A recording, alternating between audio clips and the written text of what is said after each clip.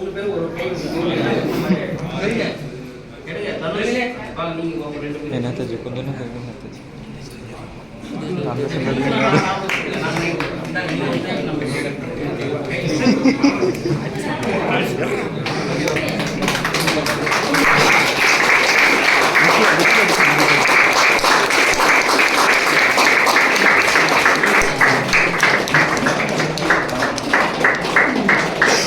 Literature ஆஸ்பெக்ட்ஸ்க்கு வந்துட்டு importance கொடுக்கணும். நிறைய பேரோட கனவுகள் இருக்கும் இல்லையா, ஒரு ஷார்ட் ஃபிலிம் பண்ணணும்னா நிறைய பேருக்கு ஆசை இருக்கும், ஆனால் அதுக்கான பட்ஜெட் இருக்காது, அது நிறைய காம்ப்ரமைஸ் பண்ணுற மாதிரி ஒரு சுச்சுவேஷன் இருக்கும். ஸோ அந்த மாதிரி நிறைய விஷனரி இருக்கிற டிரெக்டர்ஸ்க்கு வந்துட்டு ஒரு பிளாட்ஃபார்ம் க்ரியேட் பண்ணணும் அப்படிங்கிற ஒரு விஷயத்தில் ஒரு உன்னதமான ஒரு இந்த எஃபர்ட்டில் வந்துட்டு இந்த ப்ராசஸ் ஆரம்பித்தாங்க. அதாவது 100 குறும்படங்களை வந்துட்டு தயாரிக்கிற ஐடியா அப்படிங்கிற மாதிரி ஒன்று பண்ணாங்க. அதோட ரிசல்ட்டாக வந்து பார்த்தீங்கன்னா இன்றைக்கி நம்ம பார்த்தது வந்து ஃபஸ்ட்டு ஷார்ட் ஃபிலிம் ஆக்சுவலி.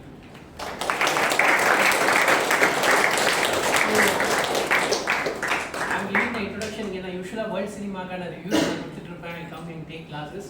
எனக்கு ரொம்ப சந்தோஷமாக இருக்குது சார். அதோட இம்பேக்ட் இங்கே வருதுன்னு நினைக்கும் போது இது ஒரு கிரேட்டஸ்ட் எஃபர்ட் நான் நினைக்கிறேன். இங்கேருந்து தான் அந்த விஷயமே I want to invite the director and writer of this movie, Manikandan Sundarapandi.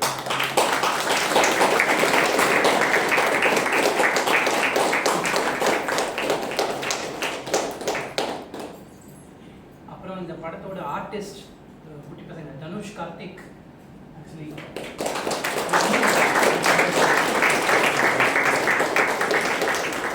சாக்ஷிகா,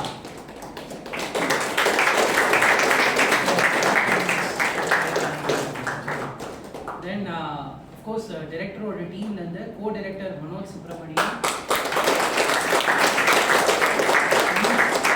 has also done the DA of this film, DA color correction. appo indha padathoda art director Rikesh and Vinod Priyan.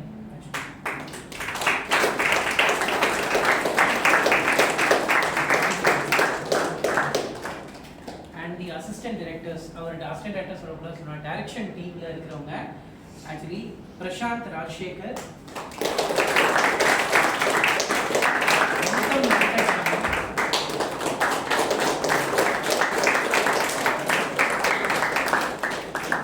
so the director oda idukku munadi அவர் the poet அப்படிங்கற ஒரு short ஃபிலிமும் தட்டி கேட்கணும் அப்படிங்கற ஒரு short ஃபிலிமும் வந்து direct பண்ணியிருக்காரு. So he has already got a very good experience, and in the short film it's a wonderful short film actually.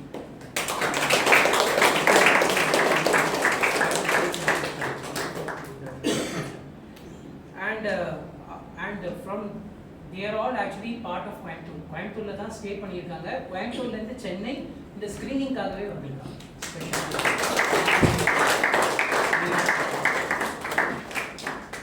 அதுக்கு முன்னாடி சார் ஒரு சில பேருக்கு நன்றிகள் சொல்லணும்னு நினைச்சாரு. அதை முடிச்சுட்டு கூட நீங்க சொல்லிக்கலாம். ஸோ இது இவங்ககிட்ட ஸ்விட்ச் ஆகிறதுக்கு முன்னாடி நான் ஒரே ஒரு விஷயம் பதிவு மட்டும் பண்ணிக்கிறேன். The permission of the director. Actually முன்னாடி பாலு மகேந்திரா சாருக்கு ஒரு கோட் கொடுத்துருந்தாங்க, தேங்க்ஸ் சொல்லியிருந்தாங்க. எவ்வளோ பேருக்கு தெரியும் தெரியல, இது ஒரு பதிவாக கூட இருக்கலாம். பாலு மகேந்திரா சார் உங்கள் எல்லாருக்குமே தெரியும், ஒரு மிகச்சிறந்த ஒரு ஒளிப்பதிவாளர், ஒரு இயக்குனர். ஆக்சுவலி மூடுபனி, மூன்றாம் பிறை, வீடு, சந்தியா ராகம், அழியாத கோலங்கள், அதுக்கப்புறம் வந்துட்டு சதிலீலாவதி, மறுபடியும், அப்புறம் தலைமுறைகள் வரைக்கும் டைரக்ட் பண்ண ஒரு மிக முக்கியமான ஒரு டைரக்டர். ஆக்சுவலி பாலு மகேந்திரா சாரோட கெரியர்ல அவரோட ஸ்டார்ட்ல வந்து பார்த்தீங்கன்னா அவரோட 10 வயசு இல்லை 12 வயசு ஒரு சிறுவனா இருக்கும்போது ஸ்ரீலங்கால அவர் ஒரு ஷூட்டிங் பார்க்குறாரு. ஒரு சின்ன பையன் அவர் ஒரு ஷூட்டிங் பார்க்குறாரு. அந்த ஷூட்டிங், அந்த படம் வந்து ரொம்ப பெரிய படமாக வருது பின்னாடி. அதில் வந்துட்டு ஒரு டைரக்டர் இருக்காரு, ஒரு பெரிய செட்டே அங்கே இன்வால்வ் ஆயிருக்கு. அந்த டைரக்டர் சொல்றாரு ரெயின், அப்படி சொல்றாரு, வெயில் அடிக்குது, ரெயின் சொன்னோடனே மழை பெய்யும். இப்போ நீங்கள் எல்லாருக்கும் சினிமாவில் தெரியும், நம்ம ரெயின் எஃபெக்ட் கிரியேட் பண்ணுறோம், ஒரு டைரக்டர் ரெயின் சொன்னால் ரெயின் வரும். அப்போ அவர் பார்க்குற ஒரு சின்ன பையன், அவர் ரொம்ப அந்த மெச்சூரிட்டினா சின்ன பையனா அவர் பார்த்துட்டு அவர் மனசில் அந்த விஷுவல் பதிவார்.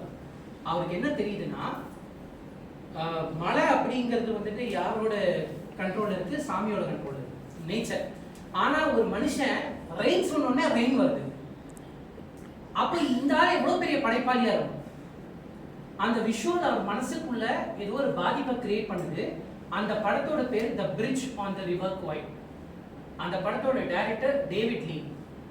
அவர் வந்து பின்னாடி Lawrence of Arabia, doctor Zhivago மாதிரி ரொம்ப முக்கியமான படங்கள்லாம் டைரக்ட் பண்ணாரு.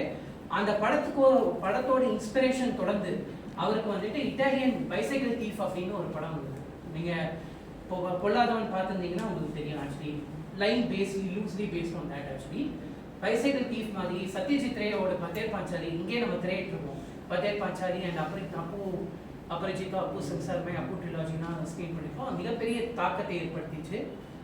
அதை தொடர்ந்து அவர் எடுத்த படங்கள் தான் இந்தியாவில் முதல் முறையாக சத்யஜித் ரே எடுத்த படங்களை இன்ஸ்பயர் ஆகி தான் அவர் எடுத்த சில படங்கள்.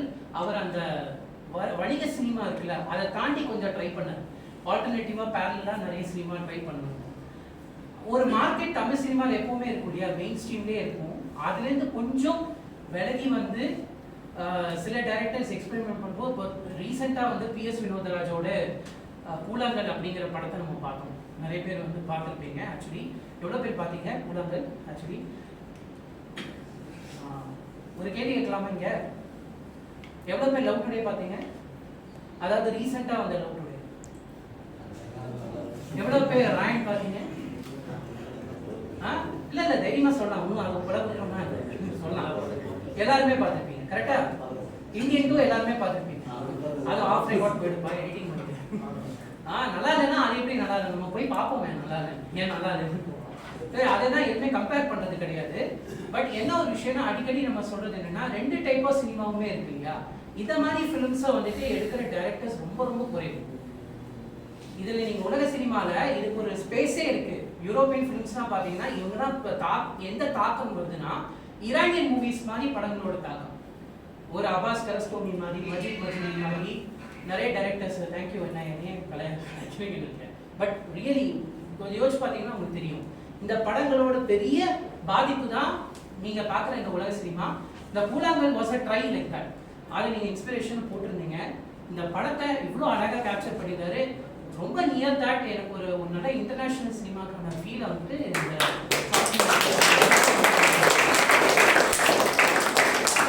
என்னோட பாயிண்ட் ஆஃப் வியூ. நிறைய பேர் உடன் அது என்ன பாயிண்ட் ஆஃப் வியூஸ் வேணால் வரலாம். But here's done a great job. And இந்த ஒரு பர்டிகுலர் ஸ்பேஸில் இந்த ஒரு பர்டிகுலர் டைமில் here's done something good that is commendable. That is really good for the team. So I ஸ்விட்ச் இட். நீங்கள் டீம் நீங்கள் என்ன பேசுகிறீங்க சொல்லுங்கள். அந்த கதையை மட்டுமே ஃபோக்கஸ் பண்ணி அங்கே இருக்கிற விஷயங்களையும் ஜஸ்ட் நாங்கள் அப்சர்வ் தான் பண்ண ட்ரை பண்ணோம். ஸோ எல்லாமே அங்கே இருக்கிற விஷயங்கள் நாங்கள் அந்த அந்த ஸ்பெஷல் பர்சன் அவரை வந்து நாங்கள் அப்படி நாங்கள் ஆக்ட் பண்ண வைக்கல. அங்கே இருக்கிறவங்க அங்கே இருக்கிற விஷயங்களை ஜஸ்ட் இந்த ஸ்டோரி மூலிமா அப்சர்வ் தான் நாங்கள் பண்ண ட்ரை பண்ணோம். ஸோ ஸ்டோரியாக இது போகும்போது அதை நோக்கி மட்டும் போனால் போது இது ஒரு ஷார்ட் ஃபிலிம் அப்படின்றப்போ எங்கேயுமே நகர்ந்துட வேணாம். அதை விட்டு வெளியே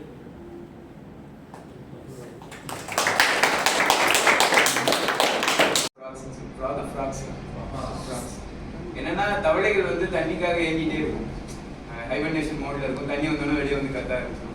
அந்த மாதிரி அந்த நிலத்தோட மனிதர்களும் ஏங்குறாங்கிற மாதிரி ஒன்று கரெக்ட் ஆச்சு. இன்னொன்று நம்ம இவங்க ரெண்டு பேரும் இந்த ஃபர்ஸ்ட் ஒன்று அவங்களோ லாஸ்ட் வந்து ஒன்று அந்த பொண்ணு தானே. அவங்க ரெண்டு பேர் ஓடுறதுமே எனக்கு இந்த ஃப்ராக் மாதிரி அவங்க வந்து திட்டி அடக்கம் ஓடுறது அதை கனெக்ட் ஆச்சு. ஃப்ராக்ஸுங்கிறது ஆக்சுவலாக எனக்கு 3-4 டேஸ் முன்னாடி நம்ம குரூப்பில் மெசேஜ் வரும்போது எனக்கு ஃப்ராக்ஸ் உடனே அந்த பையனை ஞாபகம் தான். இந்த குட்டி பசங்களாம் இருந்தாங்களா இவன் இங்கேயும் ஓடிட்டு இருப்பான். நீங்கள் அவனை யூஸ் பண்ண சூப்பராக இருந்தது, நல்லா இருந்தது. நீங்கள் ரெண்டு பேரும் சூப்பராக நினச்சிங்க.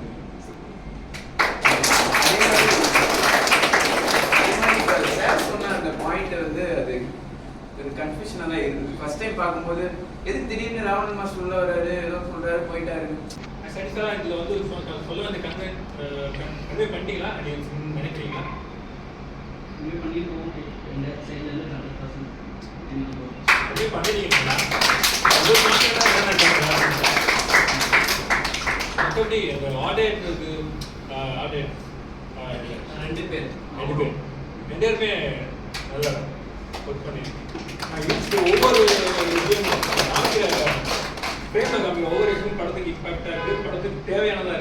அதை தாண்டி வெளில வரல. ஆனால் தேடி உழைச்சிருக்கீங்க. ஆர்டர் உழைப்பு நல்லா ரொம்ப நல்லா இருக்கு. அதனால தான் ஆர்டர் கூட யாருன்னு பார்த்தா இங்கே போனீங்க. 2 பேரும் விக்னேஷ் ரெண்டு பேருமே எக்ஸ்ட்ராவே பார்க்க பொறுத்த வரைக்கும் படமே ஃபுல்லாக நல்லா தான் இருக்குது. இருந்தாலும் ஆண்டட் ஒரு இந்த மாதிரி படங்கள் வந்து ரொம்ப ஏன்னா மிகைப்படுத்தி ஒரு பொருளை காமிச்சிட முடியும். நம்ம தேவையான பொருள் அது மாதிரி அந்த சின்னதாக அந்த பட்டி அந்த அந்த காலத்து டின்னு அதெல்லாம் இருந்துச்சு. லொக்கேஷனும் எங்கே இருந்தீங்க ஜி? பத்தாம்பட்டி நல்லா இருக்கும். பசங்களை வச்சு ஒரு அருமையான இருந்தீங்க. ரொம்ப சந்தோஷமாக இருந்தது. கன்வே பண்ணிட்டீங்க. டைமாக வேலை காமிக்கல கைத்தில் வந்துருச்சு. கன்வே பண்ணிட்டீங்க. நல்லா தான் இருந்தது. பார்த்துக்க ஸோ இந்த படம் வந்து முழுக்க நான் மட்டுமே பண்ணல அப்படின்றது ஒரு பெரிய நம்பிக்கை. இந்த டீம் இல்லை அப்படின்னா, என்னோட டைரக்ஷன் டீம் இல்லை அப்படின்னா,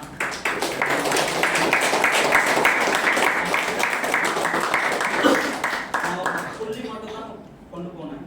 இந்த டீம் தான் இதை இவ்வளோ தூரம் டெவலப் பண்ணி ரைட்டிங்லேயே ஆகட்டும், டிஸ்கஷனில் நம்ம போய் லொக்கேஷன் பார்க்குறது, ஷார்ட்ஸில் எல்லாமே இந்த டைரக்ஷன் டீம் இல்லை அப்படின்னா கம்ப்ளீட் ஆகிருக்காது. ஸோ இப்போ நான் டிரெக்டராக நின்று பேசிகிட்டு இருக்கேன். பட் ஆனால் இந்த டைரக்ஷன் டீமில் இருக்கிற எல்லாருமே டிரெக்டர்ஸ். இந்த பக்கம்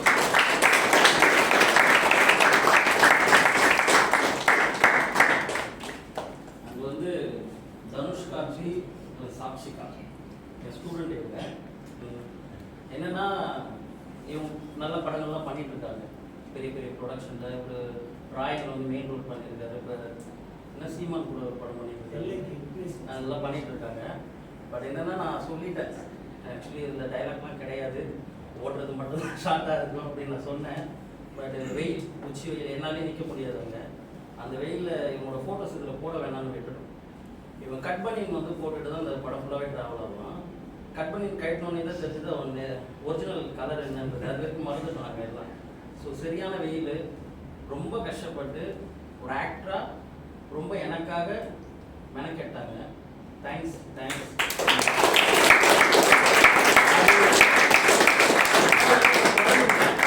பட் நீங்கள் பெரிய மாஸ்டர் கூப்பிட்றாங்க வந்துடுவாங்க. பட் அதை நம்பி ஆக்சுவலாக நான் சொன்னேன், சாட்சிட்ட ஷார்ட்டே இல்லைக்கா, 2 ஷார்ட் தான் சொன்னேன். பரவாயில்ல மாஸ்டர், இங்கேருந்து ட்ராவல் ஆகி அங்கேருந்து வந்து வெயிலில் கஷ்டப்பட்டு 3 நாள்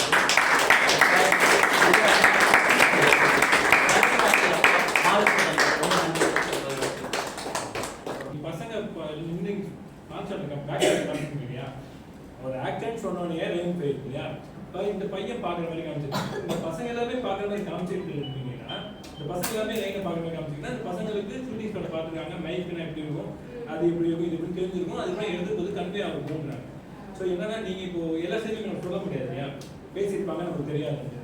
விஷுவலாக ஆடியன்ஸ் கன்வே பண்ணும்போது அந்த இப்போ அவங்க கொஸ்டின் வரக்கூடாதுங்கிறதான் ஒரு ஷார்ட் தான். அந்த பசங்க எல்லாம் இதை பார்க்குறவங்க ஒரு ஷார்ட் இருக்குங்க, இல்லை மைக் இப்படி இருக்கும், டயட் டப்பா இப்படி இருக்கும், வந்து வச்சிருக்கிறது இதுதான் மைண்டில் வச்சிருக்கேன் டப்பா மாதிரி. ஸோ பசங்க பார்த்தாங்கன்னு ஒரு ஷார்ட்டில் நீங்கள் அந்த பசங்களோட ஃபேஸ் எல்லாத்தையும் பேசி கன்வே பண்ணிட்டீங்கன்னா இது கொஸ்டின் வந்துடும்.